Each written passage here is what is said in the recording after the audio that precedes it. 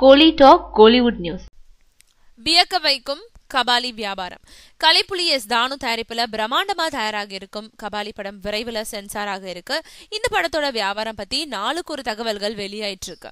தமிழ்நாட்டு உரிமை மட்டும் சுமார் 80 கோடி ரூபாய் வரைக்கும் விற்கப்பட வாய்ப்பு இருக்கிறதா தெரியுது. இதுவரைக்கும் ரஜினிகாந்த் நடித்த படங்கள்லயே எந்திரன் திரைப்படம் தான் அதிக அளவுக்கு விற்கப்பட்டது. அதிக அளவுல வசூல் செஞ்சது. சுமார் 132 கோடி ரூபாய் செலவுல தயாரான எந்திரன் திரைப்படம் சுமார் 179 கோடி ரூபாயை வசூல் செஞ்சது. கபாலி படத்தோட பட்ஜெட்டை எந்திரன் படத்தை விட குறைவுதான்னு சொல்றாங்க. ஆனாலும் வியாபார அளவுல எந்திரன் வியாபாரத்தையும் வசூலையும் முறியடிக்க வாய்ப்புகள் அதிகம்னு கோலிவுட்ல பேசிக்கிறாங்க. தமிழ்நாட்டு உரிமையோட படத்தோட சேட்டலைட் உரிமையும் சேர்த்து சுமார் 120 கோடி ரூபாய் வரைக்கும் படம் விலை பேசப்பட்டு இருக்கிறதா தெரியுது. அப்படி ஒரு வியாபாரம் நடைபெறும் பட்சத்துல வேறு எந்த ஒரு படத்துக்கும் கிடைக்காத பெருமை கபாலி படத்துக்கு கிடைக்கும்ன்றது குறிப்பிடத்தக்கது.